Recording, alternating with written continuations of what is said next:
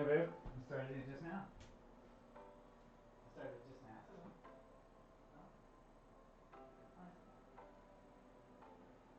BET?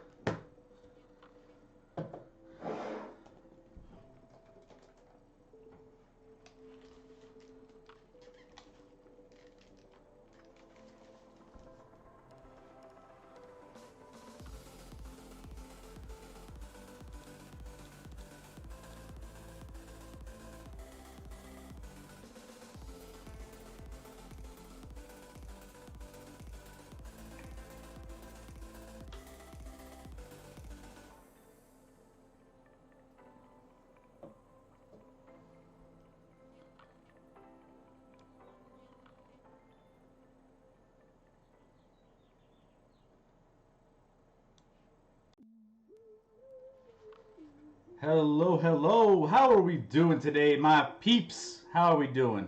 I hope you're having a fantastic week. It is a short week here on the Action Lab. We just saw you, I feel. We just saw you a little bit ago. It was a short week. We hit you on Sunday. Scotty obviously isn't back. He is out with the Rockies right now. He's working on trying to get them some wins. And I don't know how well he's doing. Right now, the Rockies, I believe, last time I checked, are down 1-0. So we'll see what ends up happening in that game. But thank you for joining on the Action Lab here on a Wednesday.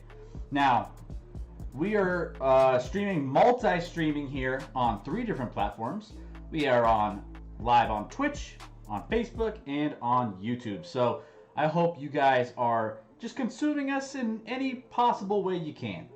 So it's great to have you back here, especially to get you through the latter part of the week. It's only a couple more days. We've really those short weeks. I hope you guys had a great Memorial Day weekend, a great Monday, and short work week. It's fantastic. I love it. So we're gonna just talk some sports here. We're gonna take your mind off of all the things. Maybe you got back into the office over the last couple days, and you're just like, all right, well, what do I have to look forward to? Well, here you have it. You have some sports. You have the Action Lab. You have myself. My name is Chris. In case you don't know, I am your host for the Action Lab. And Scotty's out, as I mentioned, so he's not going to be joining us. But we're running solo tonight, which we've done plenty of. So keep me company. Keep that chat rolling, because it always helps me to feel like I'm just not talking to myself this entire time. I do kind of ramble to myself, and it's just one of those things that I just happen to do anyway, regardless if I'm on a show or not. But it's always better if I have somebody to talk to on the other end. So feel free, talk about anything you want to talk about. This is your time to just let loose for the week. Have some good, conversations, talk some sports, talk life, whatever you want to talk about, and let's get things rolling. So, there's a ton happening in sports. We have some, things going on in the NBA, playoff-wise, hockey. Playoff hockey is going on in the NHL. So much to talk about. So, typically, if you're new to the channel, first of all, if you're new to the channel, hit that subscribe button, hit that like button. We don't have subscribe yet. Hit that follow button. It's free. It doesn't cost you anything, and you could always unfollow if you're just like, I'm over this guy. This guy's like not great. If you hit the first time, it doesn't cost you anything. So it means a lot to us, right? It means a lot to Scott, myself. It means all of us. We're growing the Action Lab family, all of our lab rats. So make sure you're hitting that like and subscribe button and follow button. So let's dive in though. Let's dive in. I want to just see, first of all, if you kept up with all the news this week. There's been a lot of news, and a lot of it coming out today, actually. We were prepping for the show, and we were trying to figure out, what, stories to cover. And as the day was going on, stories just started popping up left and right. And so we were just like, okay, well, let's go with this, or what are we going to leave out? So that's how big of a, sports week it is so far. So let's go ahead, let's dive in, and let's see what all these sports stories have to do with, you guys and what you guys want to talk about. So let's go ahead and dive into our news rundown. By the way, always looking for, I think last time I told you guys we were looking for a new name for our news rundown, because sometimes, you just need to freshen things up a little bit, tidy up the house, change the furniture around. We need to change the furniture around in the Action Lab. So if you have some sort of name that you would like to throw out there for our news rundown, it's kind of a, it's a fine name, but we need something new, some fresh names for our news rundown. So if you have it, throw it in the chat. Let me know what you think. But otherwise, let's get rolling on this. Let's do it. So to lead us off here on this Wednesday news rundown, we have some big news coming out of the college basketball world, and that is Coach K. Coach Krzyzewski for the Duke Blue Devils has announced that he will be retiring coming into the end of this season. So Obviously, everyone recognizes Duke. Everyone recognizes Coach K. Everyone knows that he's arguably, if not non-arguably, one of the greatest, if not the greatest college coach of all time. So, the fact that he's retiring is kind of a big deal. Roy Williams of the North Carolina Tar Heels also retired most recently as well. So a lot of the legends, a lot of the legendary coaches are kind of coming off the pedestal here and taking their time away from basketball and enjoying life on the other end. So Coach K, Duke, he's the winningest coach in Division I's men's basketball history. He's led the Blue Devils to 5 national championships in 41 seasons. Plans to retire after the 2021-2022 season, so he's got one more year. And they announced this as of today. So this was just a brand spanking new story right off the bat here. This goes back to 1980 when Coach K was hired at Duke. Since then, he's won national championships in 1991, 1992, 2001, 2010, and 2015, while setting men's career coaching victories record in November 2011. So he just stacks up all these wins, all these accolades that just you can't deny his greatness as a coach. Associate head coach John Shayer, who played for Coach K from 2006 to 2010, has been named as his successor for the Duke Blue Devils moving forward once he steps down. He will spend the 2021-22 season as a coach in waiting and will take over after that. Now, he served as an interim coach last year for Duke when Coach K was sidelined for January with, I think that was a Boston College game due to COVID protocols. So, he's never been a head coach as far as, the big picture goes. So this will be a new situation for Duke, which is kind of crazy. Duke talked about outside candidates for replacing the 74-year-old Coach K, including, I think one of the guys that they were talking about was Harvard coach Tommy Amaker. I think I'm saying that right. So I think Woj from the NBA, ESPN's Adrian Wojnarowski was kind of reporting that that was the case there. But Shire, however, was the lead recruiter, and he brought in people, big names, such as Jason Tatum, now with the Boston Celtics, Zion Williamson, now with the Pelicans, two of the biggest names in the NBA at this point. So his recruiting kind of stands for itself when it comes to all of that. So that's pretty impressive little roster that he's built of recruits that have been coming in and making a big deal. So I just like to rattle off some just to kind of give you a perspective on how dominant Coach K has been. I mean, obviously, the Duke Blue Devils, there's 2 or 3 teams around the country that you always can recognize in the top 25, and usually in the top 5 to 10, usually. Now, this past year is a little bit of a misnomer here. It's not exactly the same, but all 3, so the Kentucky Wildcats, the Duke Blue Devils, and the North Carolina Tar Heels are kind of those blue blood teams that really are always in the mix when it comes to big time collegiate basketball programs. And it's going to be weird to not see some of these big time coaches come into back to these historic programs. And the biggest question is how it's going to affect these programs. Now, obviously, the names themselves are going to be still massive names in college basketball. The Dukes, they have the histories there. So I don't anticipate them having a hard time recruiting. But I will say that coaching does help win games. Coaching does matter when it comes to NBA and college basketball. And, I mean, a lot of other sports as well. But we'll see how the coaching affects some of the wins and losses. But going back to some of the accolades that we want to pile on here for Coach K, because you want to give him his props, right? He's one of the best to ever do it. He's a Naismith Hall of Fame coach. He has 1,097 career wins at Duke. He's taken the Duke Blue Devils to 4 to the Final Four 12 occasions. So that's a ton. 12 trips to the Final Four. I mean, you're obviously doing something right. He's won 12 regular season ACC championships, 15 conference titles, tournament titles. 28 lottery picks have come out of the Duke Blue Devils while under his tutelage at Duke. 41 first-round selections over that span. So, I mean, he's definitely a leader for even just young, talented players to make it into the NBA. Having 5 national titles puts him second to only the former UCLA coach John Wooden, who won 10.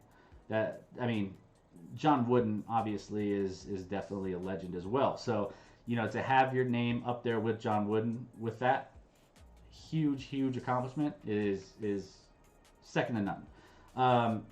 97 NCAA tournament wins, ranks first among all coaches, as does his 126 weeks atop the Associated Press top 25 poll. So as I just mentioned a little bit ago, he's always in that top 25.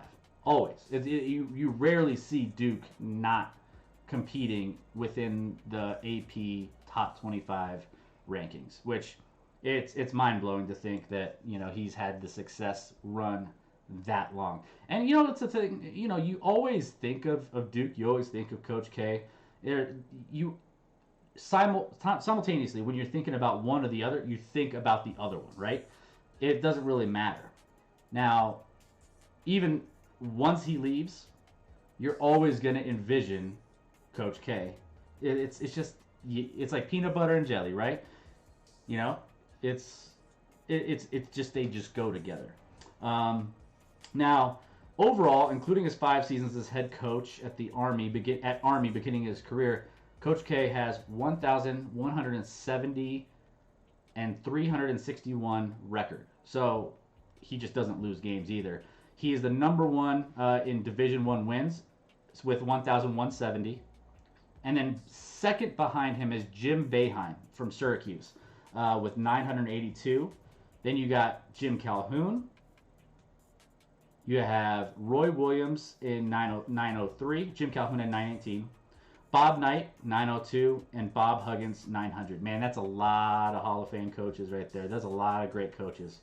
And he just has taken all of those coaches and, just put a stamp on those wins. 1,170. So Boeheim, still coaching, has a little bit of a uphill climb there. So I don't know if he'll be able to get to that. That's a pretty lofty number, but you still got some time. Coach K also, I think this is true, not 100%, but I think he's retiring from basketball altogether, which means he's not going to be coaching in the Olympics as well. He did coach the Olympic gold medalist team that won in Beijing in 2008, London in 2012, and Rio de Janeiro in 2016. So he just adds some jewelry to that too. All those championships, all those wins, all those Hall of Fame, you name it, he's got it. I mean, when you would hope, at the end of your career, that you could have some accolades like that. That's pretty insane. I mean, to retire and have all of that to say, oh yeah, tell your grandkids about. Oh, what does your grandpa do? Oh, I don't know. He just won like 3 gold medals. He, is the leading coach in wins and, all of these stats. No big deal. What does your grandpa do? Oh, he, not much. He doesn't do anything. It's crazy, man. I can't believe that he's, calling it quits. I actually thought that he would coach a lot longer, which is kind of weird to say. I didn't think he would be calling it quits this soon. Now, he did have some, issues with, some COVID, and then he missed the NCAA tournament this past season for the first time since 1995. But, as far as the recruiting class, they also still welcomed the number 1 nation's top recruiting classes coming into the season as well. So, I think, in my opinion, I feel like he could have probably stayed a little bit longer and won at least a couple more championships, maybe.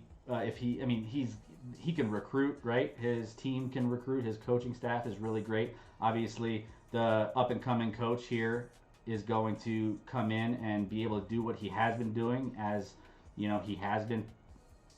Jason Tatum and Zion Williamson were recruits that he picked up. So the fact that, you know, he's going to be staying around, I think that's a big, big, you know, recruiting aspect of what Duke can do moving forward.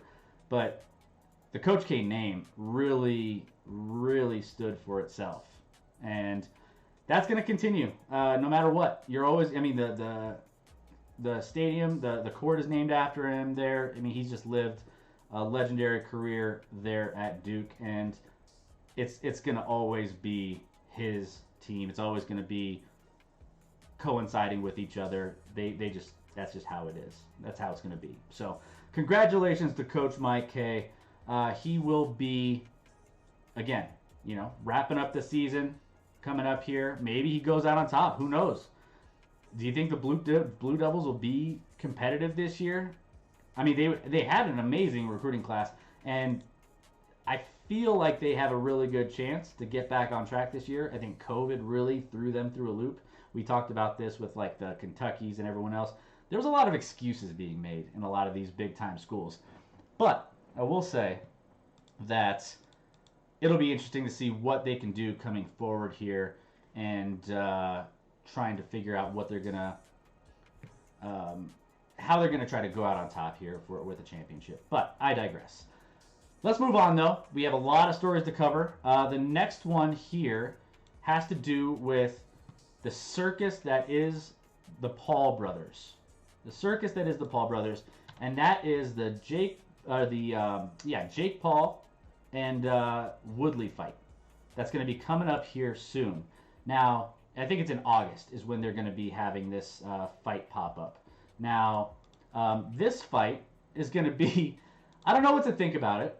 By the way, we have a special surprise for you come next Wednesday. I think we're going to be having a special guest come in, and I want you guys to all be a part of it. So mark your calendars for next week, next Wednesday.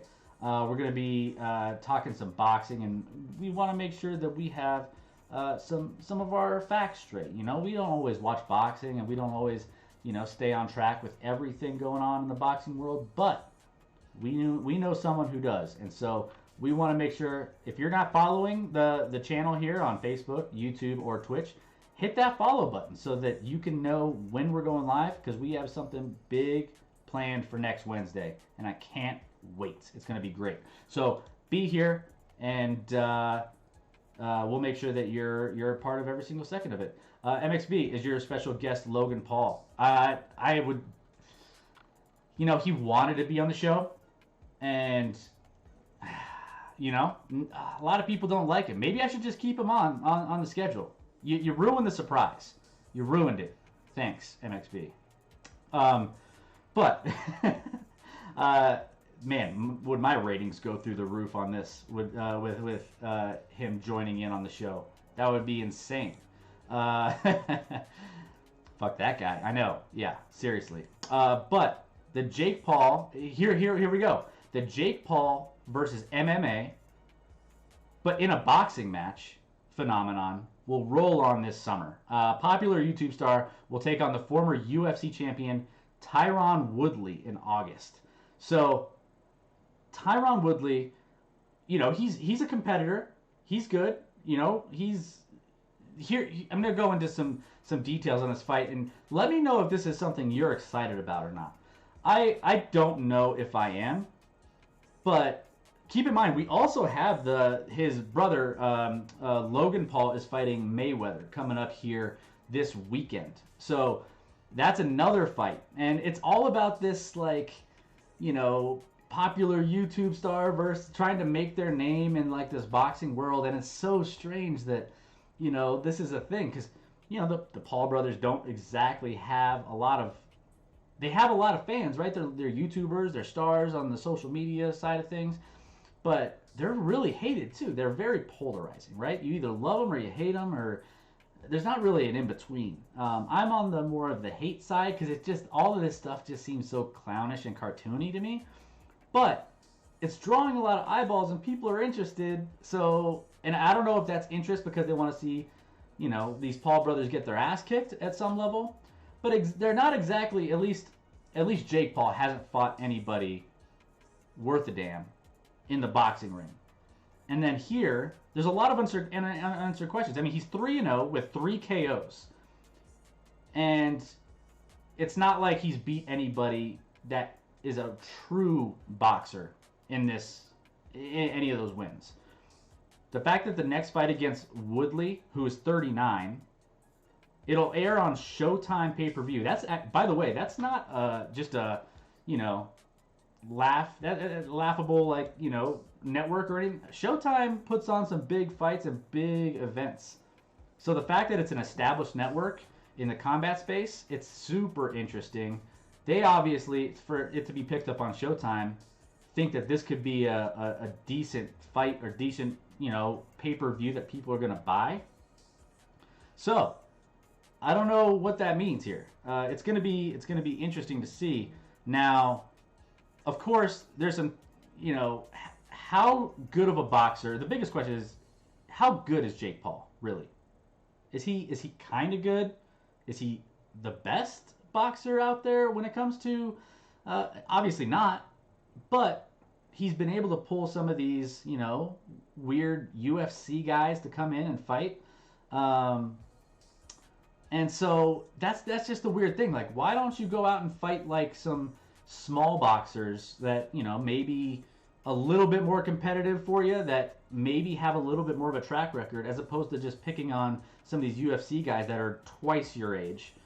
And that's just my thing. MXB, are you going to be getting the fight? I don't know. I don't plan. Well, I don't know. Between now and August, it's on. I might have to. We'll see, because I'm not. I don't know if I'm going to be getting the Mayweather fight this coming weekend, which I'm kind of curious in. I don't want to get burned. And the last fight with Askren and Paul, people got burned when it was a first round knockout and they paid all that money to get the fight. And even the people who didn't buy the fight, people who were just on social media seeing the replay of the fight, felt cheated, and they didn't even buy the fight. They didn't even buy it. So it's like, why? I'm just very nervous to buy these clown fights for a pay-per-view. Fight an actual boxer and people might start to respect him. I 100% agree with you. It just, even if it's an up-and-coming boxer that maybe hasn't had the same track record, the Mayweather fight is a money grab 100%. That you are completely correct on. Yeah, it's going to be, Mayweather just wanted to, hey, I need some spending money for a couple trips I got coming up. And then, on the other end, it's going to be, more of a, I'm trying to make a name for myself for the Paul side of things. So, I don't know. MXB, it's not worth the money to get it. Yeah, I want to see this. I'm going to let this one play out, the Mayweather one with Logan Paul. But I'm going to make reservations on whether or not I'm going to make the August fight a priority or not. I'm really confused on what I want to do. Now, MXB, you know what people would spend money for? To watch him get his ass kicked in by a real boxer. Not a money fight, an actual fight. Yeah, no, 100%. I agree with you. And like, here's the thing with this fight. Tyron Woodley, he fought for a Strikeforce championship in just 3 years into his pro career in 2012, won a UFC title in 2016, and defended it 4 times before falling to another all-time great, Kamaru Usman. Usman is insane. He lost in 2019. Now, UFC President Dana White has kind of been a little bit skeptical of Woodley, and for some reason, just struggled to rally around him, with the fan base, and, it hasn't really been a great run for Woodley in the UFC based off of some of these kind of political things that have been going on. But in a lot of ways, this situation is very, very similar to that last Askren fight. Askren is 36, was a former MMA champion in multiple organizations, and a U.S. Olympic wrestler. A lot of these are very similar to Woodley as well. So when Askren got knocked out by Paul in April in a non-competitive 119-second bout, that threw his legacy out the door, right? No one remembers Askren as the fighter, UFC fighter. Nobody. Everyone remembers him as the guy that got his ass kicked by a YouTuber, and the fact that everyone thought he like threw the fight. Everyone just didn't give him any credit at all. In a matter of years, Askren's complete resume went from an undefeated welterweight force to a guy who struggled when it finally got to the UFC, who finally struggled. He badly got knocked out by a social media guy. A guy that is just starting to learn how to box. A social media influencer. Like, I hope Woodley knows what he's getting into when it comes to this, because honestly, in taking this fight, Woodley faces the same outcome if he loses this fight.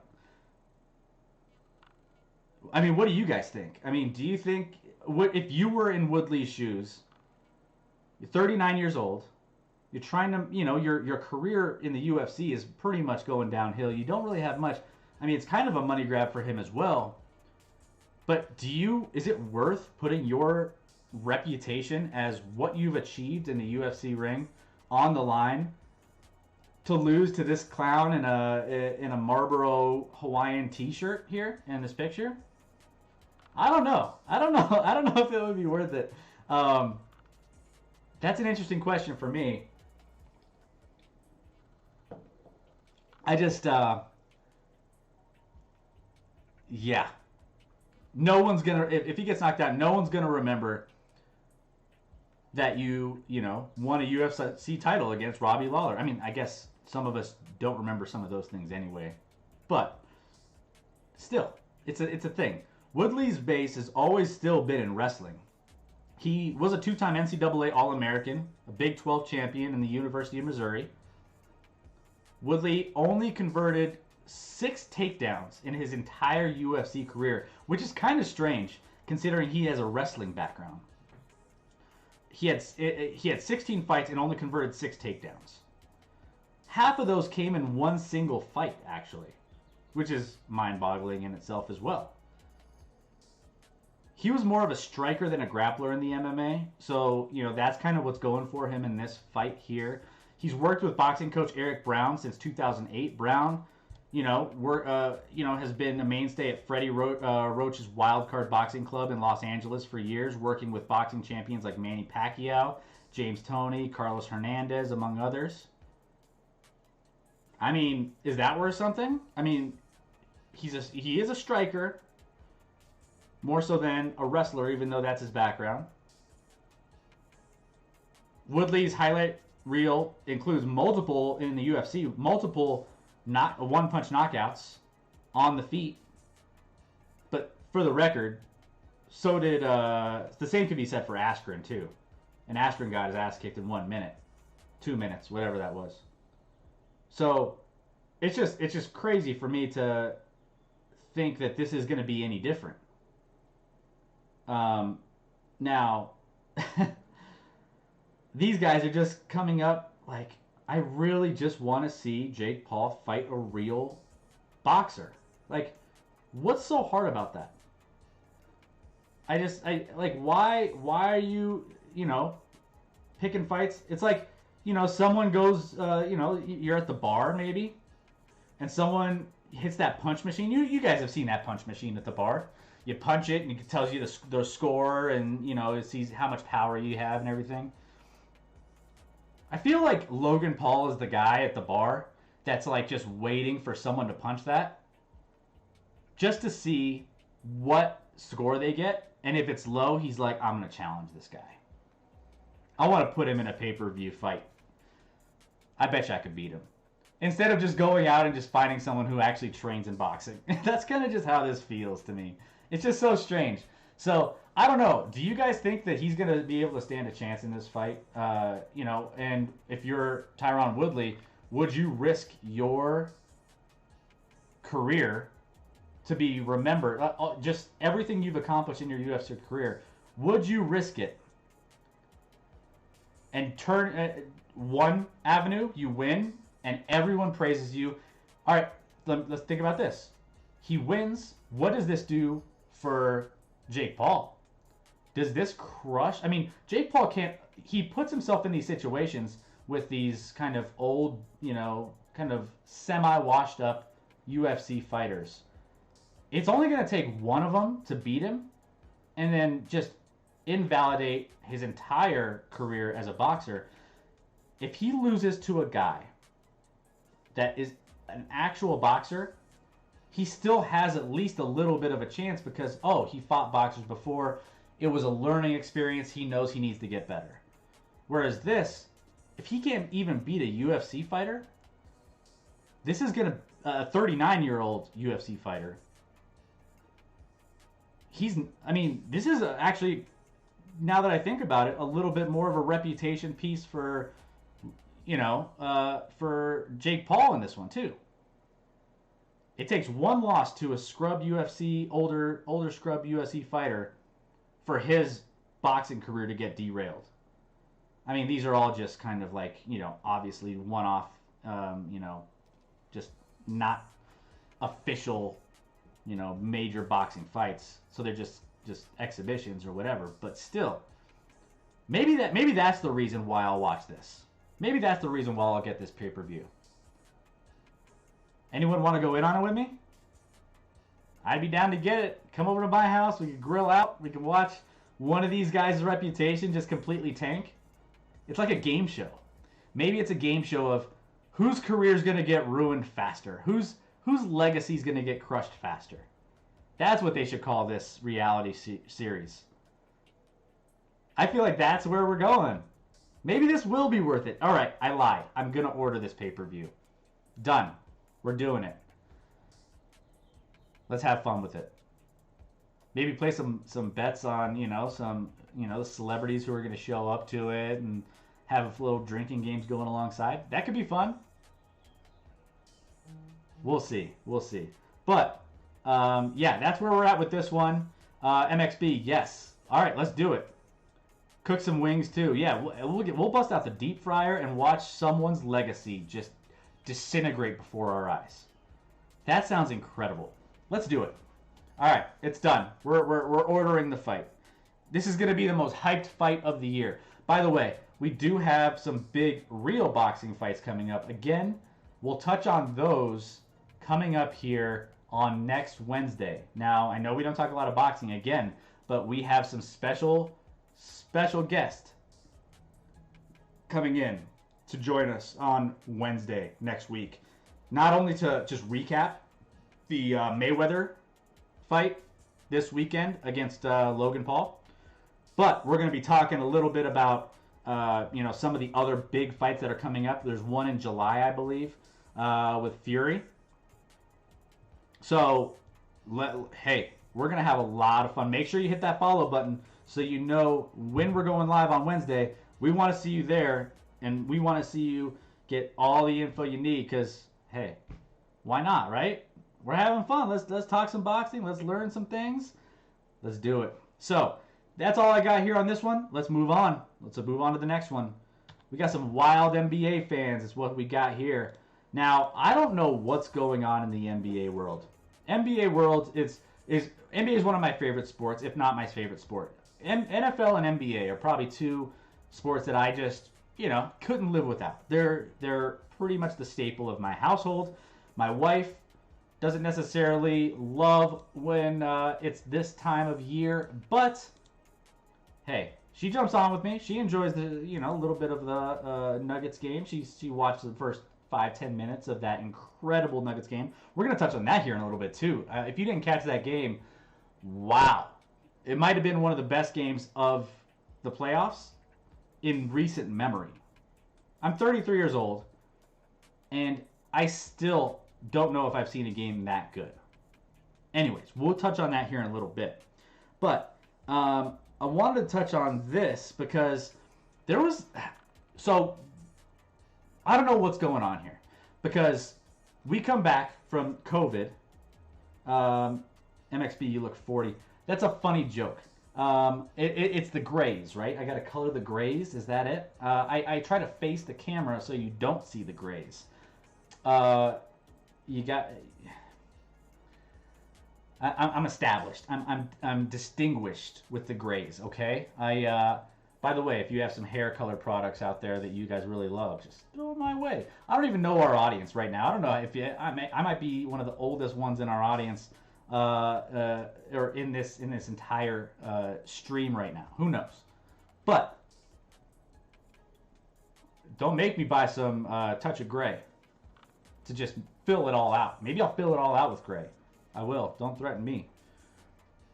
But COVID ends. We start accepting fans back into the.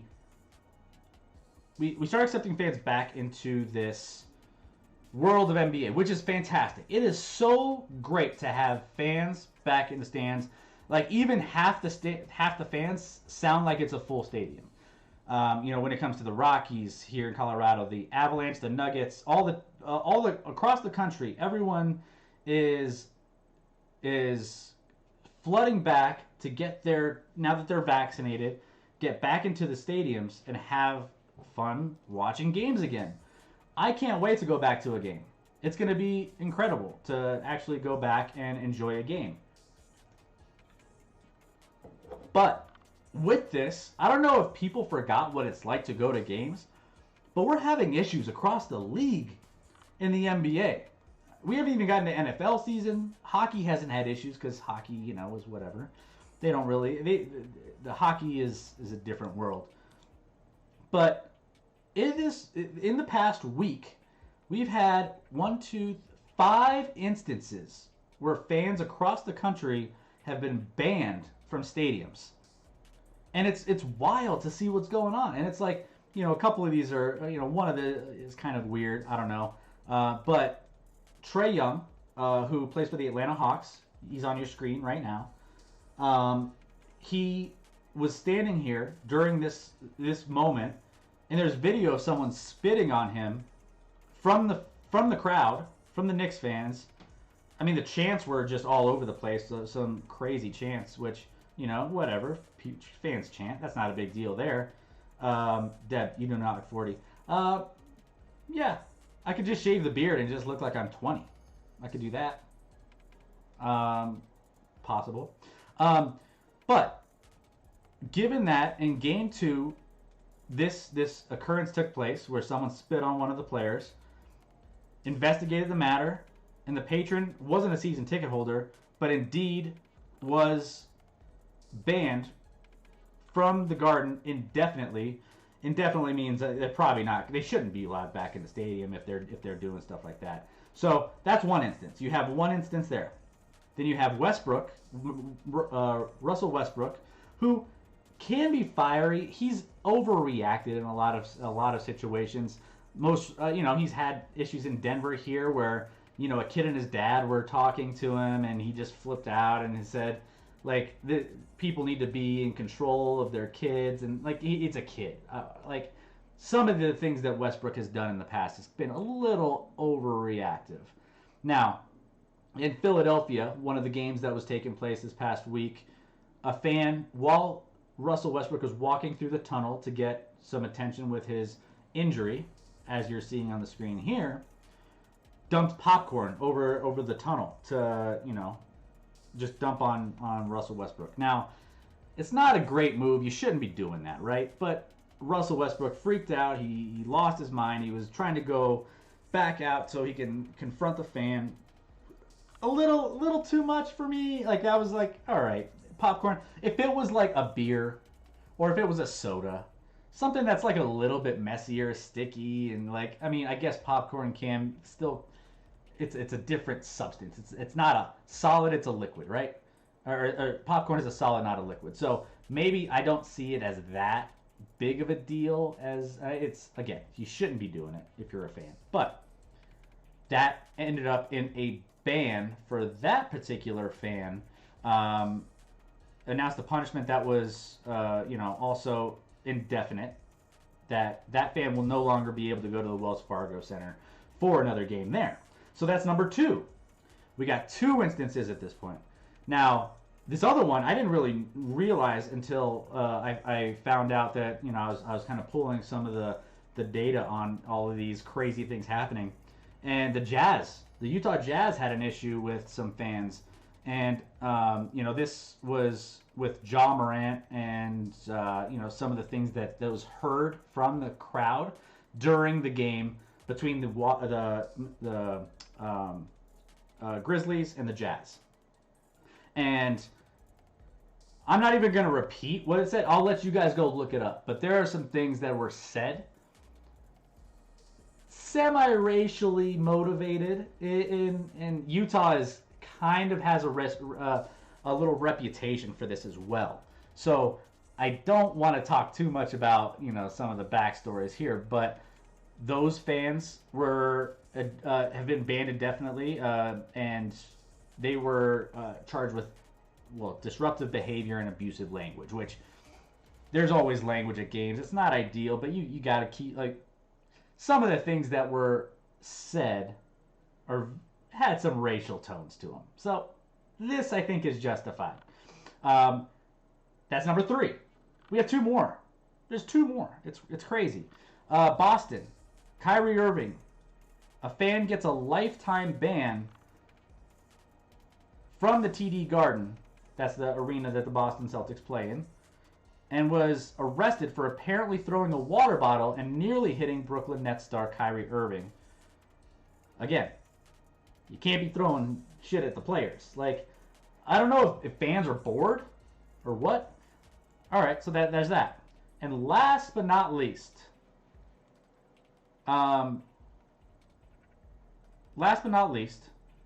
back in Philadelphia, we had a fan that was running onto the court, jumped up, slapped the backboard, and was quickly tackled by security and removed from the arena.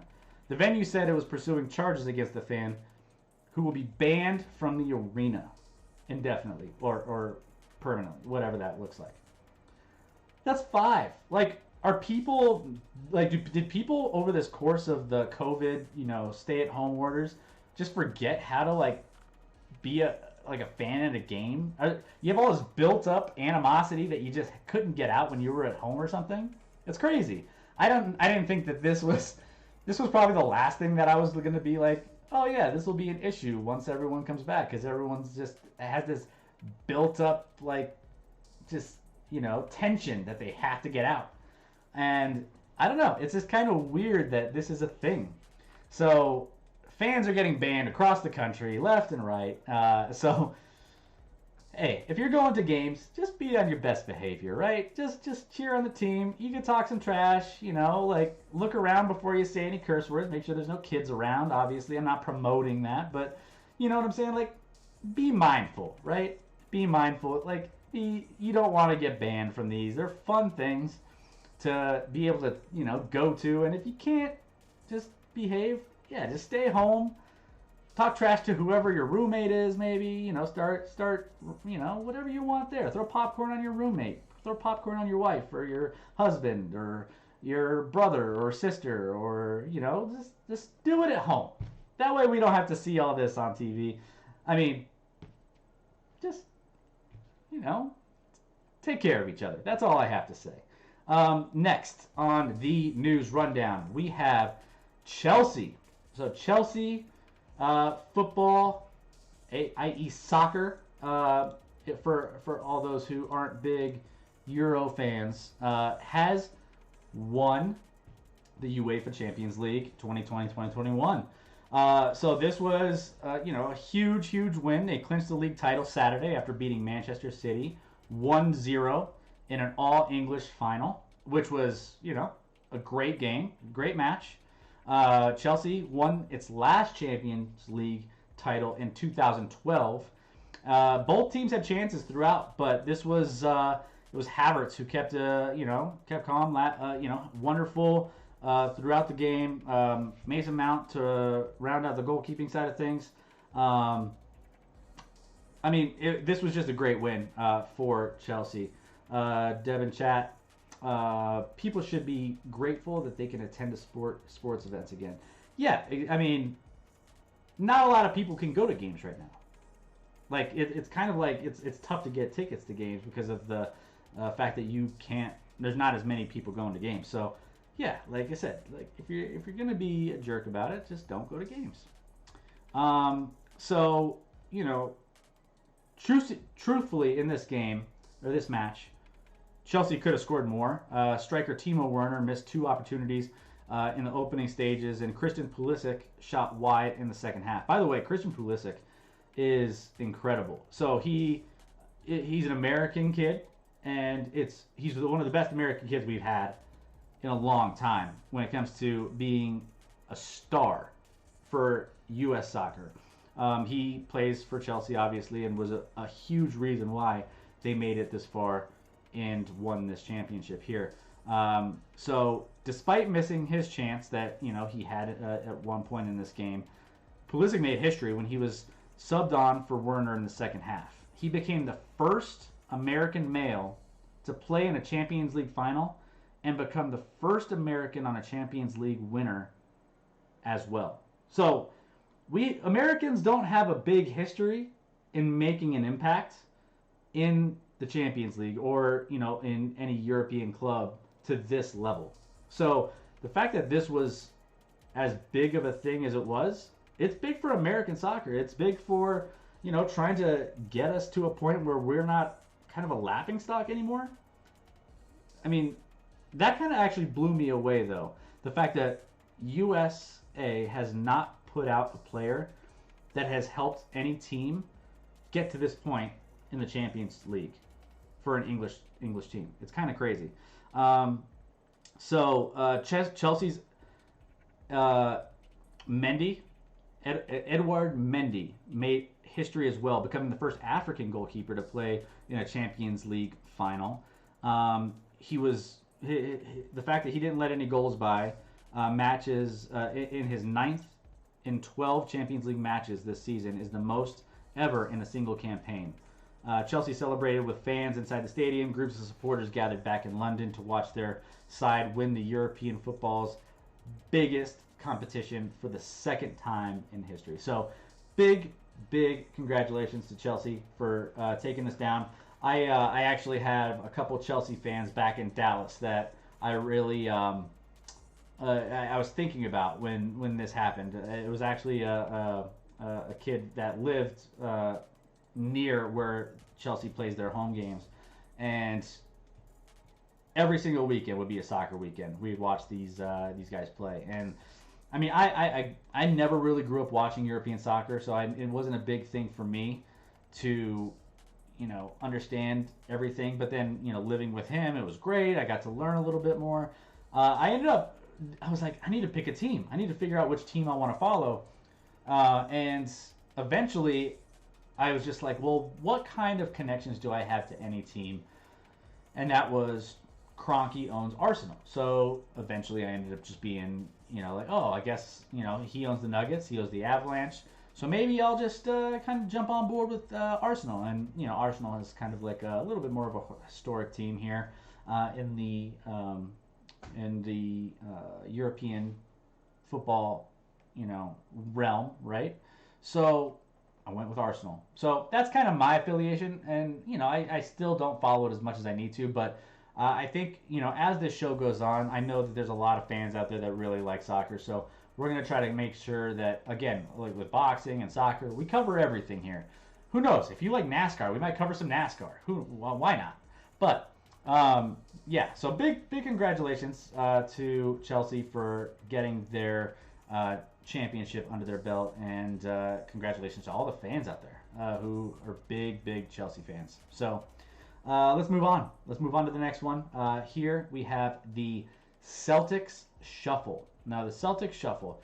So just released as of today, we had some news that came out in the NBA, and this had to do with Danny Ainge and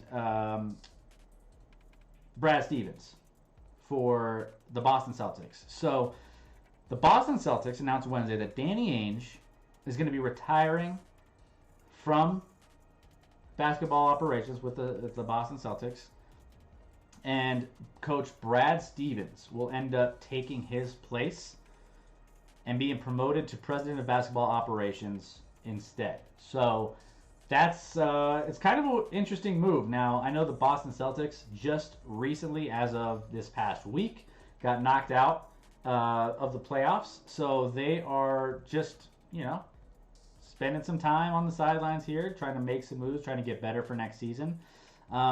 So how this is going to work is the Celtics will start a search for their new head coach and replace Stevens over the course of the offseason from what we're looking at. And that transition is going to hopefully take place before the start of the next season.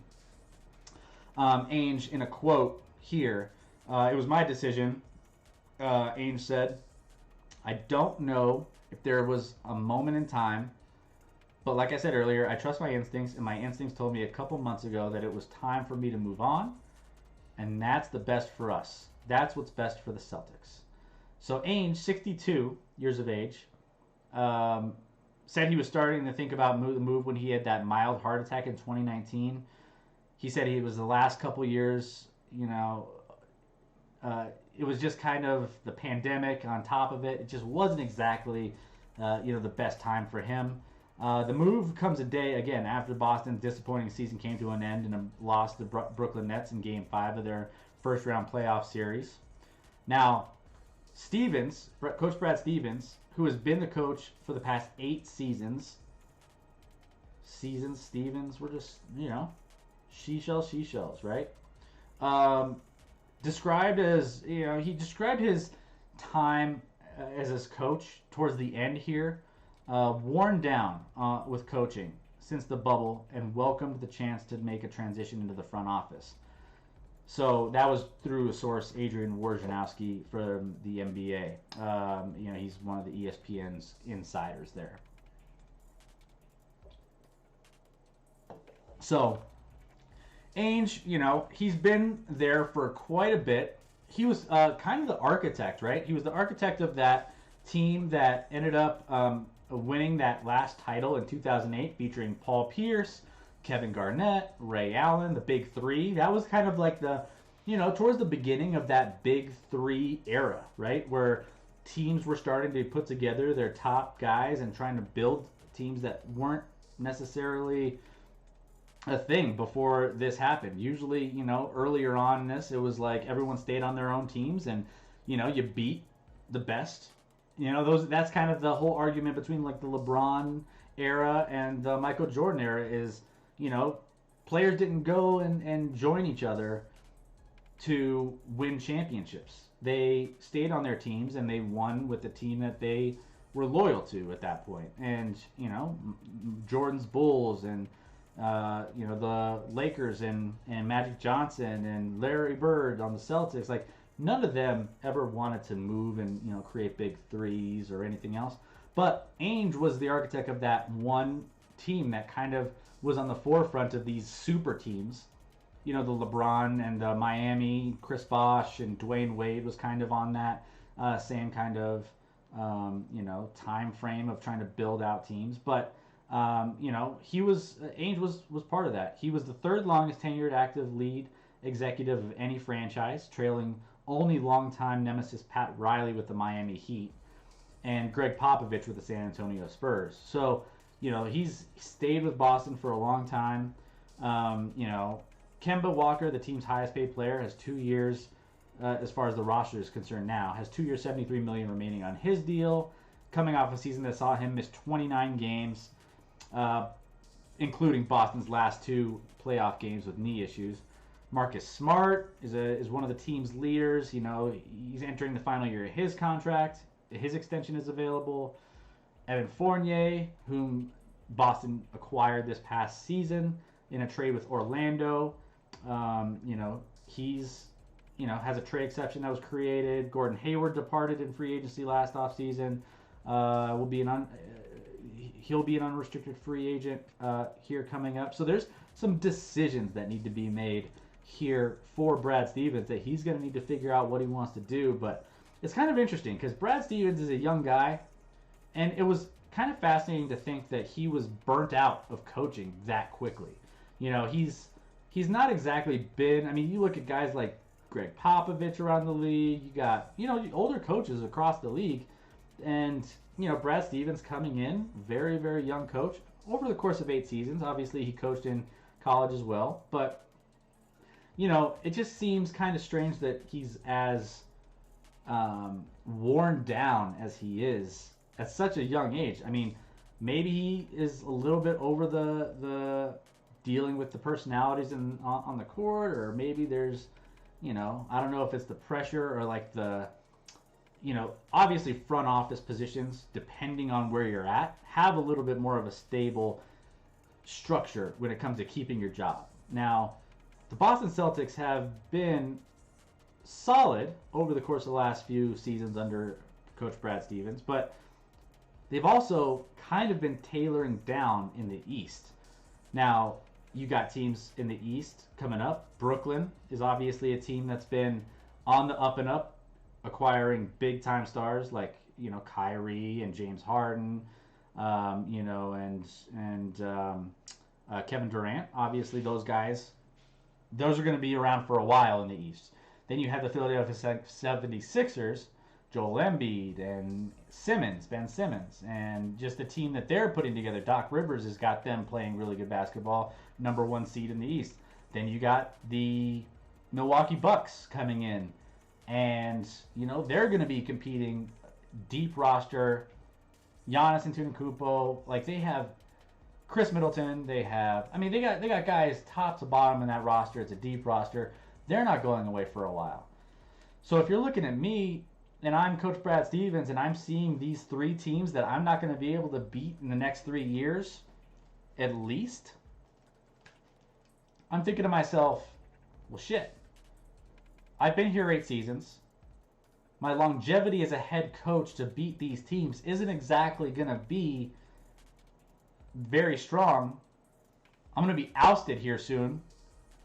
I think that might have a little bit to do with it here. I mean, he's not going to tell you that, but I mean, he's a smart guy. I think he's just reading the tea leaves and saying, how am I going to beat these teams? If I can't beat them as a coach, maybe I could buy myself some time and try to build a roster out as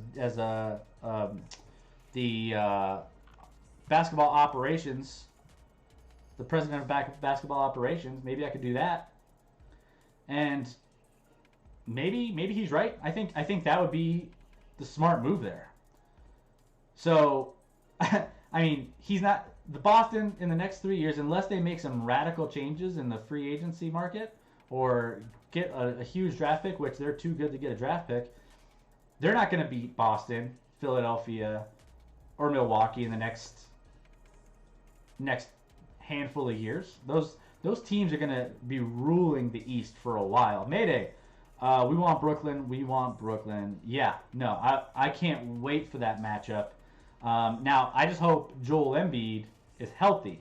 I hope he can make sure that he's good to go when it comes time for them to play Brooklyn. Now, you're going to have to defend that three-point line for sure, because I'll tell you, those guys are shooting lights out. They had, in last couple games, they scored, those big 3 scored, 104 in one game, and then 90-some, almost 100 in another game.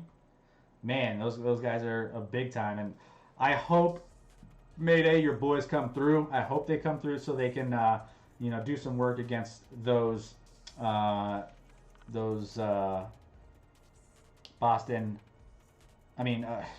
Brooklyn Nets. So hopefully they can put in a good word for us. Now, going back to Boston, it'll be interesting to see what Boston ends up doing in hiring a new head coach. Well, I haven't really heard anything as of right now on who the candidates are for kind of filling that role for Boston. I'm sure they're going to try to get a nice big headline coach to come in and try to get things going. But we'll see what happens. Mayday, you can't buy a chip. Yeah, I mean, the Lakers have tried to buy a chip, and they've kind of succeeded, kind of not. Now the Lakers, that's a whole other thing. They're about to get knocked out of the playoffs quick. We're going to touch on all the playoff action here very, very soon. Actually, we're going to just touch on that here probably in the next minute or so, now that we're wrapped up with our spotlight. But Mayday, you came in a little bit later. We were talking a little bit about some of the crazy cartoon fights, the Paul brother, the Jake Paul and the Woodley fight, and then some of the other details on the fight coming up this weekend with Mayweather and Logan Paul. Yeah, I know you were you're kind of in that younger generation. What do you think of the Paul brothers? I think most recently I feel like you're not a big fan of them, but we were talking about whether or not we order that pay-per-view if it's worth it. But Mayday, let me know your thoughts on that, because maybe a younger generation, maybe it's something weird for like me being in my 30s. I'm just like, I don't know. It's kind of strange to see the YouTube, Instagram influencer boxing world come into play, but maybe it's something like people like. I don't know. Businessmen, yeah, they're trying to make $1.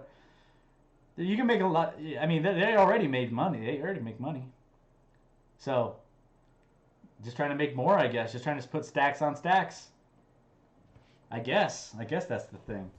But that'll wrap up our news rundown here. Thank you guys for sticking with us for all of these top stories. Now, next we want to just kind of go in on some of the top stories in the playoffs. So, typically, especially around this time of year, we really love to get into some of the playoff action and see what's going on around the league, especially in hockey and basketball. So, you know what? Let's start out. We're going to start out with the NBA because Mayday just popped in, and we have a lot to talk about with the Philadelphia 76ers and, what we think that is going to happen there. And then we also want to talk about some of the crazy things that happened in yesterday's games. One of which was not so exciting. One of which was one of the most exciting things I've seen. So let's dive into it real quick. We're going to dive into the NBA first. So let's pull this up here. Bear with me a second while I get this all situated. All right. So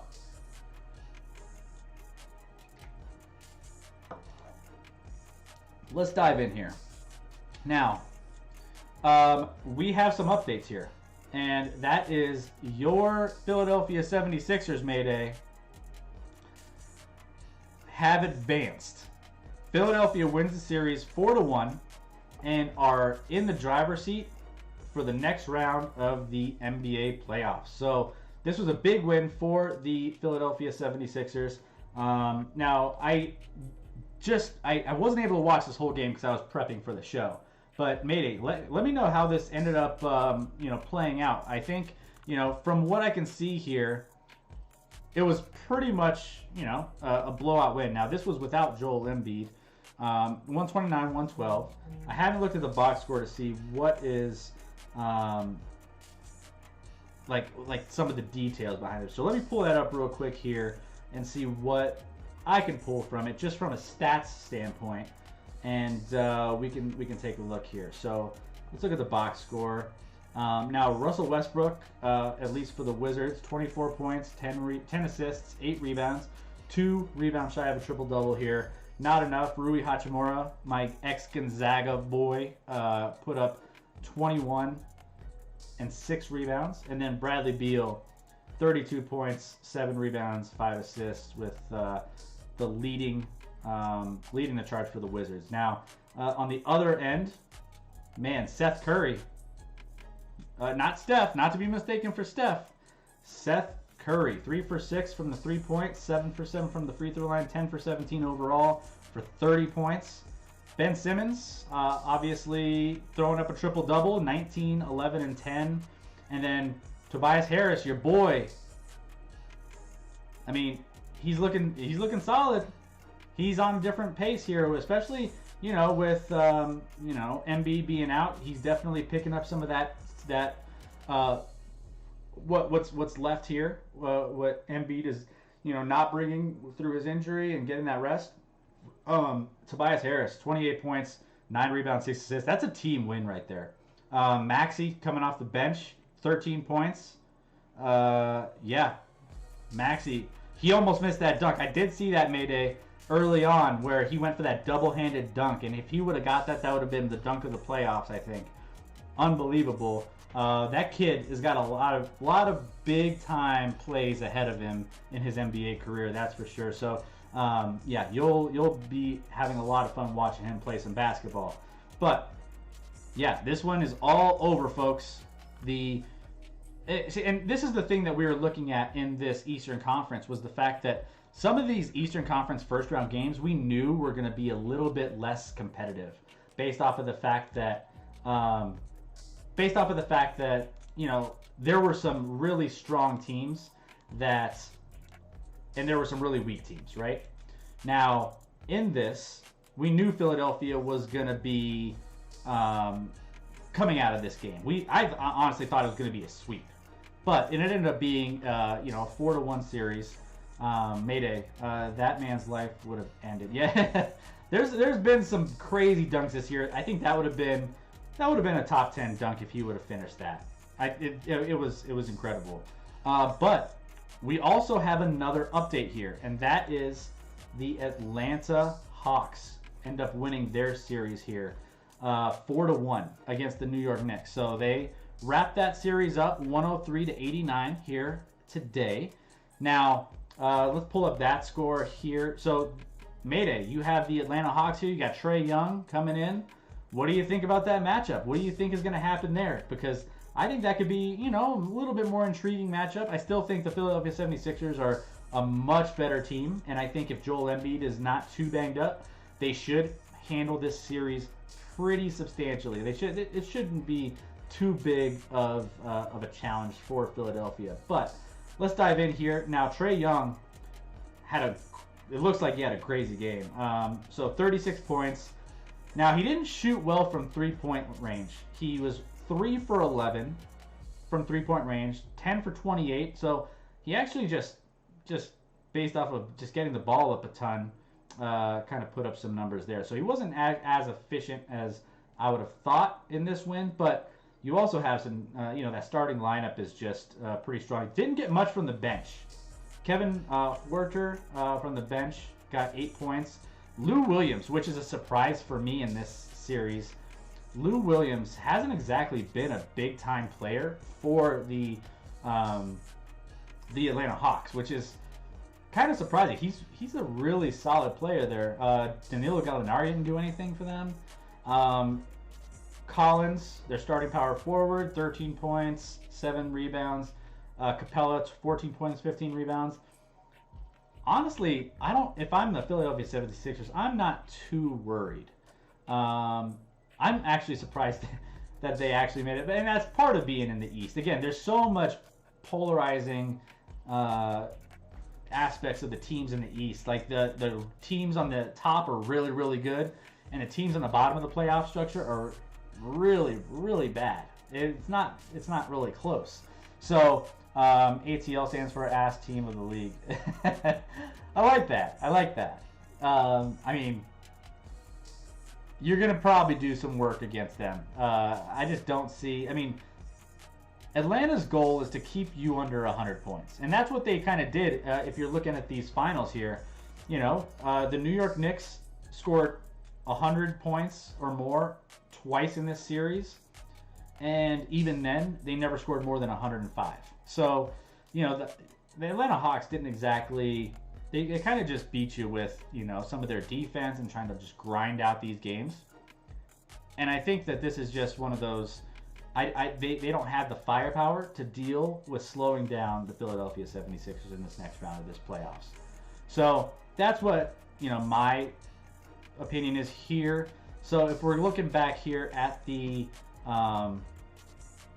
if we're going to go back and look at this playoff bracket here, I honestly think Philadelphia can win this game, or win this series in... I would be shocked if it went more than 6. I think it's going to go 5. Philadelphia, maybe, it goes 5 games, maybe. 4-1 series. 6-2 at the worst. At the worst for Philadelphia. It should be over quick. The game was over when Meek Mill rang the bell. I saw that. I caught that, and I wasn't, I was just like, who? I didn't know who it was at first, and then I had to take a closer look. But hey, Meek Mill, he's gotta try to fire at that. It wasn't good enough. Wasn't good enough for Atlanta. Meek Mill. He changes the game. So that's where we're at here. Now, currently we have, let's see, what other games do we have tonight? I believe we have the, the Grizzlies and the Jazz are playing, and then the Clippers and the Mavs. Now, we have a couple fascinating series here. So let's shift over to, because on the east side, we'll be waiting for that Milwaukee-Brooklyn. By the way, let me know who you guys like in that Milwaukee-Brooklyn. The second round series there, that's going to be one of the more fascinating series in the East, because you have 2 top teams that are going to be going at it. Obviously, Milwaukee is going to be really strong with, having a little bit of a deeper roster, but at the top of the Brooklyn's roster, that starting lineup, those starting 3, man, it's hard to slow those guys down. Mayday, I'll be back. Milwaukee's going to present a lot of different issues. Milwaukee's a little bit bigger when it comes to length on the court. Like they'll be able to challenge some of those. They might have to figure out ways to switch off and try to be aggressive on, some of the outside 3-point shooting. But it'll be interesting to see how they try to defend the big 3. A lot going on there. So, yeah, so we'll see. We'll see what happens. But that's going to be the series to watch. No offense, Mayday. I know that, obviously you love watching your Philadelphia 76ers, but that might be a snooze fest when it comes to actually seeing the Atlanta Hawks compete in that series. Perfect. Yeah, so I think the stream might have timed out a little bit, so if you're here, just bear with me on just hang out with me. Just hang out with me. We're just shrugging along here. So we should be back live. So hopefully you guys are still here with me. Now, give me 1 second here as we continue on.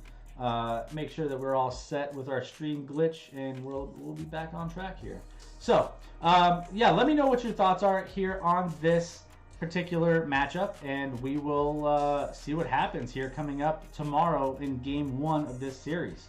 Now, let's dive into the other side of this bracket, because we have some games going live right now, and one of those is the Utah Jazz and the Memphis Grizzlies. Now, the Memphis Grizzlies and the Utah Jazz here are in a little bit of a battle. Now, tonight, the Jazz have a chance to close this one out, and they're doing so handily as of right now. There's still a lot of time left in this game. It's halftime, but the Utah Jazz have put up already 75 points on the Memphis Grizzlies, and they have a lead of 24 points going into halftime.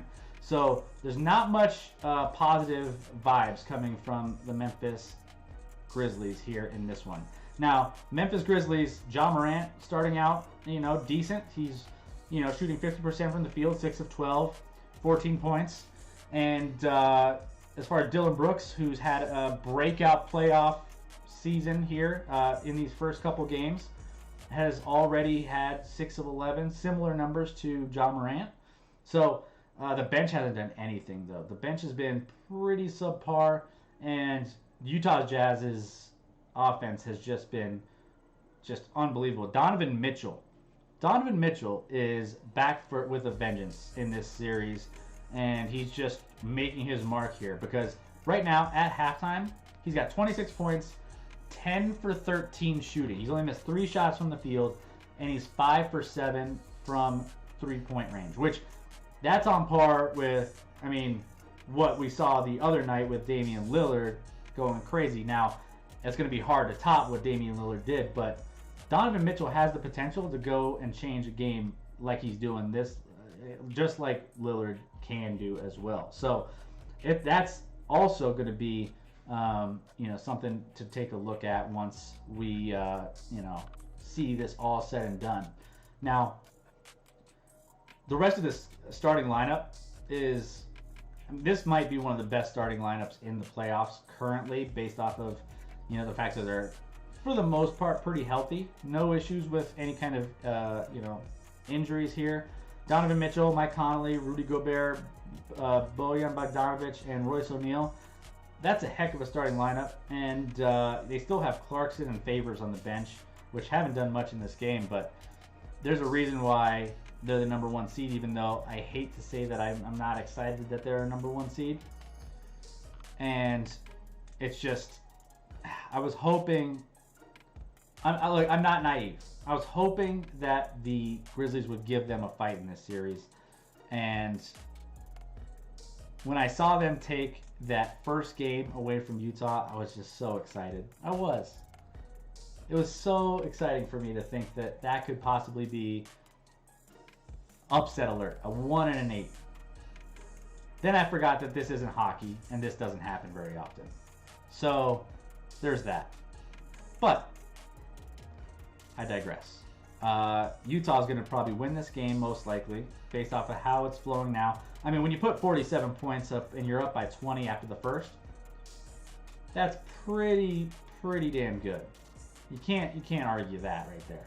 So it is what it is, and looks like the Utah Jazz are going to be moving on here in this series. So there you have it. We'll keep an eye on this game as it continues to unfold. Who knows? Maybe the Memphis Grizzlies make a run. Maybe Ja Morant has something crazy up his sleeve that he's going to be, turning things on here.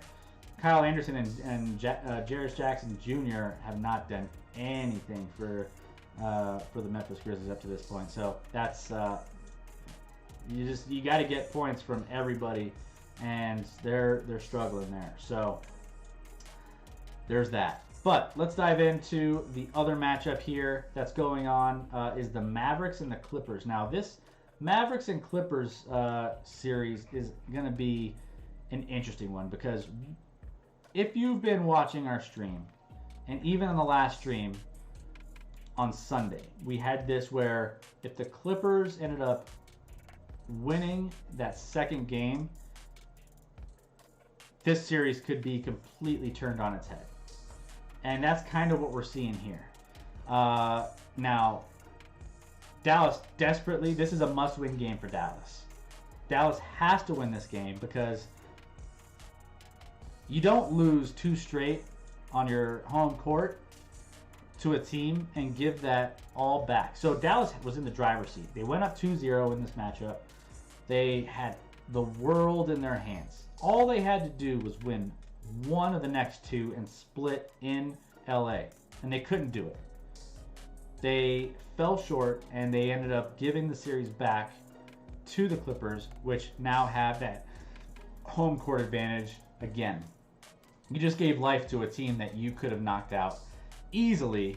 Because I don't think the Clippers had the leadership on their team from Kawhi or from Paul George to get this series back on track and win 2 straight games against Dallas, especially going back to Dallas in Game 6. And sure enough, Dallas choked those games away. Now, I think there's some issues with Luka being hurt. He's had that pinched nerve or whatever they has in his shoulder or his neck or whatever. So I don't know, what he's going to be looking like. But I know that he's not 100%. I know that he definitely is. He's not going to be able to, compete at a high level if he's dealing with some sort of neck strain issue, pinched nerve, whatever. Those just don't go away. So that's a big blow. Now, the Western Conference, it's fascinating to me that the Western Conference, if you're looking at all these teams, let's go back to this bracket here. if you're looking at all these teams, the Lakers just lost Anthony Davis for a little bit, right? I mean, he's not going to be able to play. It doesn't sound like. You have LeBron, who's banged up. Phoenix, you have Chris Paul, kind of banged up. You have Portland, who, you know, they're fairly healthy, but they just don't have a deep roster. You know, so there's some holes there. Denver, you lost Jamal Murray, so they have like holes with Will Barton and, you know, some of the other players on the team just dealing with some injuries that they're coming back from. PJ Dozier, just having some trouble coming back. Dallas, Luka's star, Luka, is down. The Clippers just have question marks across the board when it comes to just their players and leadership. Memphis just isn't that good. And then Utah just got back Donovan Mitchell, but before that, their star was hurt. There was hurt all-stars across the Western Conference. It's crazy the fact that all of the best players in the Western Conference are all dealing with some sort of issues, whether it's in their own head or whether it's a physical issue of them not being able to compete to a high level on the court because of injuries, like physical injuries. Mental stuff going on with, you know, the Kawhis and the Paul Georges. When they get to the playoffs, they just can't like think straight, right? They can't really get it's just weird. But isn't it fascinating? I was worried when the Denver Nuggets lost Jamal Murray that they wouldn't be able to compete because of all the other big names in the Western Conference. Well, all the big names are just dropping like flies, or they're hurt, or they're playing through injuries, or something's going on. And as good as the West is from top to bottom, much better than the East, outside of those top three, the West, as strong as it typically is wide open. I mean, I could see, outside of Memphis, maybe outside of Portland and Dallas, I could see any of these teams, even those teams, Portland and Dallas, could just turn it on all of a sudden. So from that standpoint, I'm like, anything could happen in the West. Who knows what kind of matchups you'll see. But I do love the fact that the Lakers yesterday laid an egg because they didn't have Anthony Davis, ended up losing to the Phoenix Suns. Huge. 115-85. It was embarrassing. It was one of the most, like, I never feel bad for a Lakers team that gets blown out. It was incredible to see the fact that the Lakers just are floundering without Anthony Davis. Now, I guarantee the Lakers lose this series, there's going to be some players, i.e. LeBron, maybe a couple other guys that are just going to, you know, use the injuries as an excuse. Sure. And the Lakers do have a team that, I don't know, I thought everyone had them as favorites to win the NBA Finals again. I didn't necessarily see it because of just the age and the physical toll that this season has taken on LeBron and Anthony Davis. It's just too much. Those guys aren't getting any younger. When's the last time you saw Anthony Davis finish out a full season? Charles Barkley the other day called out Anthony Davis. He has a new nickname, by the way. Street Clothes. Anthony Street Clothes Davis, because he's always in street clothes. No matter what happens, he's always hurt. Even when he was in New Orleans with the Pelicans, he was hurt. Always. How are you hurt that much? It's like, you know, there's a couple players in this league that I'm just like, I question whether or not I would ever want their superstar status to come to my team. And that's, one of them is Porzingis, and one of them is Anthony Davis. Those two guys seem to be the most injured players on the planet all year long. It's like they're made of glass or something. You can't compete when your guy isn't available. They can't stay through a whole season.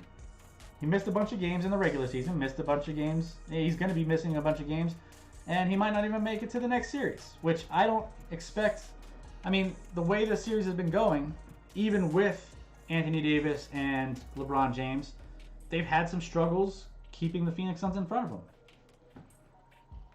DeAndre Ayton, they haven't had an answer for him. So, for me, I don't know. I just don't think I don't think the Lakers will be able to have this 7-2 upset like everyone thought they would. There's a lot of money put on the Lakers, by the way. A lot of money put on the Phoenix Suns, too, because everyone was like, well, why is everyone betting on the Lakers as a 7th seed? For the first time, they're a 7th seed that was favored to be a 2 seed. Well, you're cashing in if you bet on the Suns a little bit, right? I don't know if there was a lot of value there, but, I mean, betting on the Suns, you could have made some good money. This series will most likely, I hope, wrap up tomorrow. Because I'm not going to lie, well, I don't know who I'd rather. If I'm the Nuggets in the second round and I'm playing the winner of this matchup, it's not bad to face a beat-up Lakers team. You know damn well they're not strong enough or healthy enough to make it a deep run in the playoffs, no matter, even if they get past the Phoenix Suns. I don't think they do. I don't think they have what it takes. I think they need to get younger fast, and I don't think that that's going to happen this playoffs. Not unless you have the Fountain of Youth somewhere hidden behind the building at Staples Center. That ship is long sailed, so there goes that. Speaking of the matchup here, the Denver Nuggets and the Portland Trailblazers put on a show yesterday, folks. They just put on a show. Now, this game was arguably... I watch a lot of basketball. I watch a lot of playoff basketball over the years. I was there when the Nuggets did their big 4 overtime, game series against the, I think it was the Blazers as well. This game topped that. This game was incredible. It was also one of the most stressful games I've ever watched as a Denver Nuggets fan. Now, here in this game was not initially as close as it ended up being. In the beginning of this game, the Nuggets came out to a 38-25 head start on this, and they just didn't look back. Then, the second quarter happened. Then, the roles kind of reversed. Went into halftime down 2, and from there, it was just a back and forth knockout, drag out fight, and it was one of the best things I could have watched. Now, you had obviously Jokic 2 rebounds short of a triple-double with 38 points, 11 rebounds, 8 assists, 11 rebounds, 9 assists, so he was 1 short.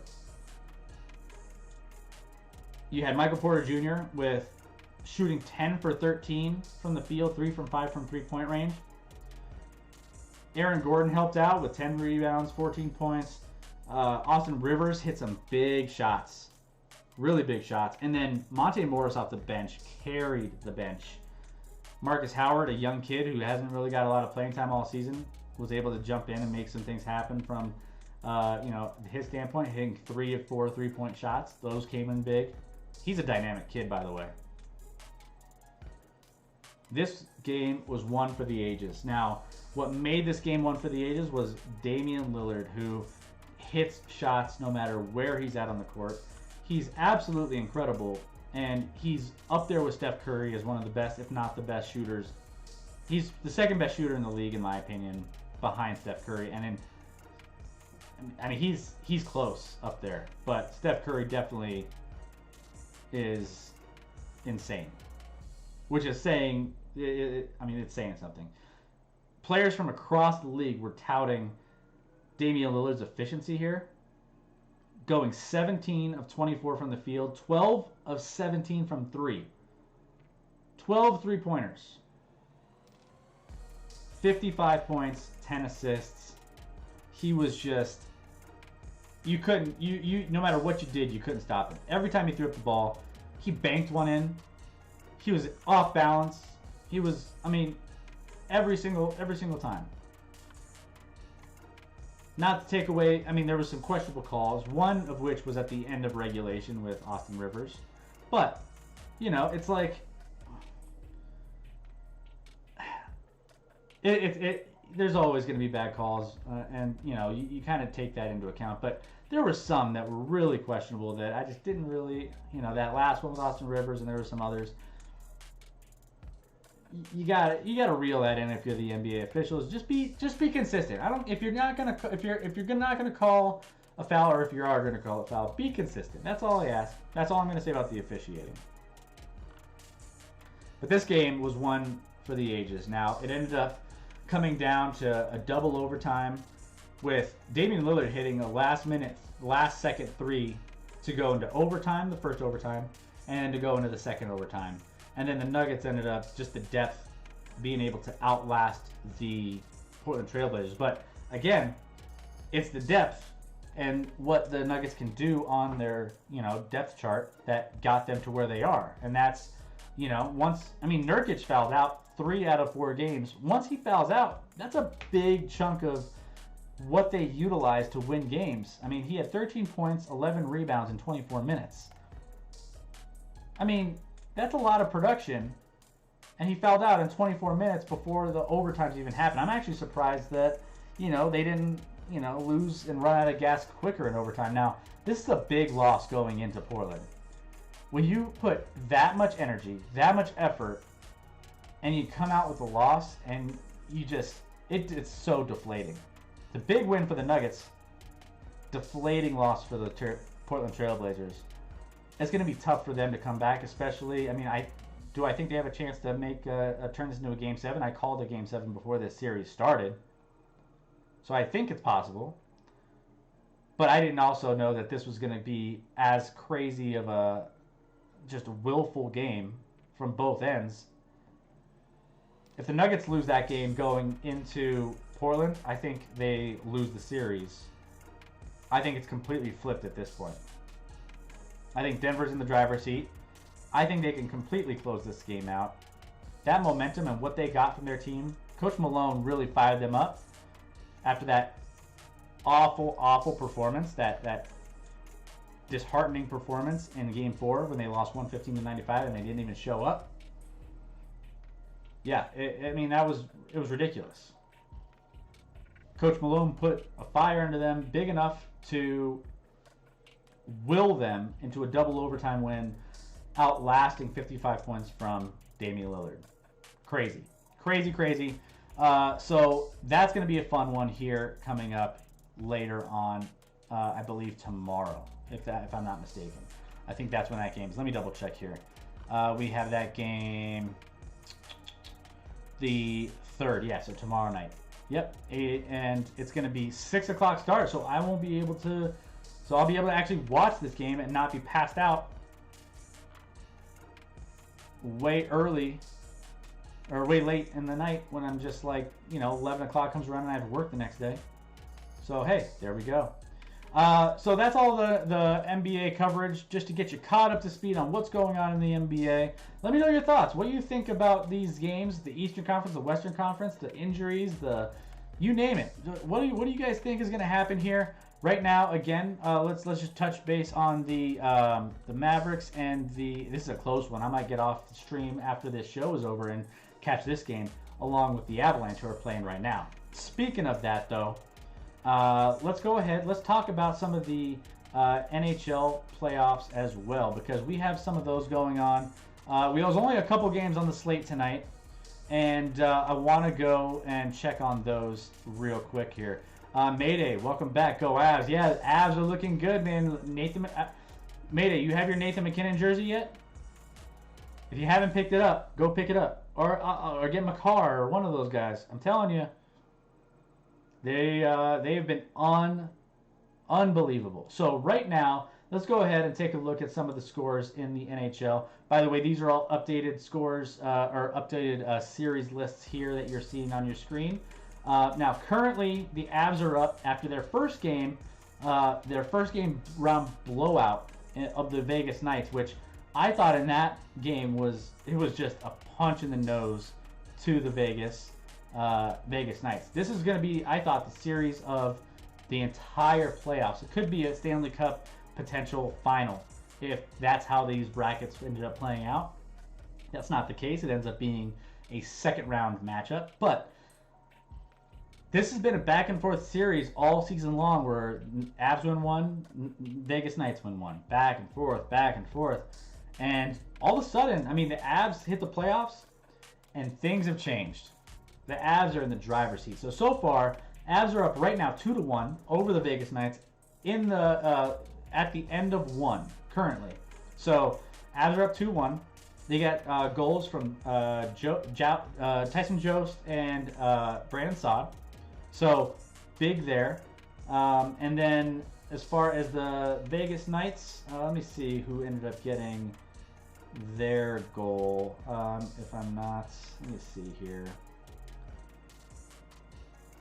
Maybe I missed it. Maybe I don't see this credited goal for them quite yet. But I'll keep you updated on when I find that out. But yeah, so the Avs going up to a 2-1 lead here in the first. So trying to take control of that home ice advantage that they have throughout the playoffs, and they're doing a good job at doing that. So taking a 2-0 lead into Vegas, I think would be huge. Getting a split in Vegas, I could see this potentially, and I never thought I would say this, but the way the Avs are playing, I could see this going maybe 5 games and then it's over. So we'll see. And a lot, I mean, who knows? The Vegas Knights are strong. Obviously, putting on a better performance with Marc-Andre Fleury back in the game here. Now, he's got 11 shots on goal and 9 saves. So he's doing a lot better than the previous goal he did, that's for sure. The other game we have going on here is the Montreal Canadiens. They have been the shock of the playoffs right now. So obviously, no one saw them coming out of this this bracket here at the bottom. First of all, we all saw Toronto coming out of this, and we all predicted Toronto. Same thing with Winnipeg, though. We didn't see Winnipeg coming out of this, the 3 and the 4 seed. Again, in hockey, anything can happen, right? The 8th seed, the 7th seed, always has a chance in recent years. Now we have this different structure, and the 3 and 4 seeds are competitive. So as of right now, Montreal took this game as the 4 seed coming in and beating the 1 seed. They come into the second round matchup with Winnipeg and just absolutely dominate 5-3. So, man, you want to talk about a team that gets hot. The Avalanche, should they win this series, would get one of these 4 seeds, either the Islanders or the Montreal Canadiens. So that's already locked up early on in this playoffs, whereas the other matchup would be between the right side of this or the other side of the bracket here, depending on who ends up coming out of those others. So right now, in the other side of things, Tampa Bay has taken a commanding 2-0 lead over Carolina in that series. That one finished yesterday with I believe the score was 2-1 maybe? Let me double check here on the last scoreboard for yesterday. 2-1, yeah, that's right. Lightning ended up beating the Hurricanes in that one. So they are in the driver's seat. The defending champs are still back, and they're still, in the race to make something big happen. The interesting series here also is in this upper series with the New York Islanders and the Boston Bruins. Now, the New York Islanders we picked to make it to the final 4 teams in the NHL playoffs. So who knows? Their defense, their goaltending has been pretty good over the course of the series with the Pittsburgh Penguins. And, the first game wasn't so great with Boston, but they rallied and ended up winning that game too. So tied 1-1, and the series is heading back. They got the split, and they're going back to the New York Islanders for 2 games over there. So a lot happening in the NHL playoffs, but man, it's hard not to be excited about my Avs. Hopefully they can keep things rolling here. I'm excited. Hopefully, I think they can. I think they can make a big run. Tonight will be a huge win for them, and we'll see what they can do there. So, yeah. So a lot happening here. Yeah, so much to. Man, I can't believe it. I looked down at the clock, and it's already almost 9:20 Mountain Time. I'm like, where did the time go? Usually, like, I do the solo streams, and I'm just like, man, sometimes I just don't know, if I'm able to talk through an entire couple hours. And you know what? Time flies when you're doing a solo stream too. Not to say that I don't love Scotty. Scotty is always my partner in crime, and we're going to be excited to have him back on Sunday. But again, we have some big things coming next Wednesday too. So in the next couple shows, there's a lot going on. So make sure that you're here each and every one of these Wednesday and Sunday shows. Make sure you're hitting that follow button, because it doesn't cost you anything. It's free. I guarantee it, and then we're not going to hold it against you. We love anyone who follows. It's great. We love when you participate too. We love the familiar faces. Thank you so much for everyone who joined in on the stream today. Mayday for participating in, Deb, MXB, all of you guys. You're all family to us. So thank you so much for being here. Mayday, keep up, keep talking your boys up. Keep talking them up, because we need them to beat the Brooklyn Nets here in the next round. So make sure they have what they need. I know you're going to. I know you're gonna, give them all a call. Say, call up MB, call up Benny Simmons. Let them know to gear up for that Brooklyn series, because that's gonna be a fun one. I'll cheer on my Nuggets so we could have that Philadelphia-Denver finals. It's gonna happen. It better happen, because I got a lot of money on the Nuggets. Well, I did. I had a lot of money that said the Nuggets might win the championship at one point. I might need to cash that in before that, because it's not looking great. But can't really do too much. That's out of my control. I'll cash out for a little bit if they win this series, and then that's about it. But again, like I said, the West is open. Wide open. But again, NBA basketball, NHL playoffs, all of it. It's all, if you're not watching, make sure you check out some of it, even if this is the best time of year, guys. Next Sunday, or this coming Sunday, we have our Mile High Spotlight. We actually have a couple other new things that might be popping up on the stream. So again, hit that follow button so you know when we go live on Sunday. Scott will be back. We'll be covering a lot of updates on all of this stuff when it comes to the playoffs. And then we're going to be having a big guest appearance on next Wednesday's show. So make sure you're here. Make sure you tell everyone else. Even if you're here and you don't follow and you just like watching the stream, just tell your friends to be a part of it, because that's also awesome too. So look forward to seeing you here. Again, it's Wednesday, guys. We're almost to the weekend. It's a short week, so enjoy the last couple days of the week. Hopefully we help to make your week a little bit brighter. That's what our goal is. And hopefully we can do that for you each and every Wednesday and Sunday to get you either halfway through the week or to follow up the end of your weekend on the right note before the start of the week. So love each and every one of you. Appreciate it. And we will see you back here on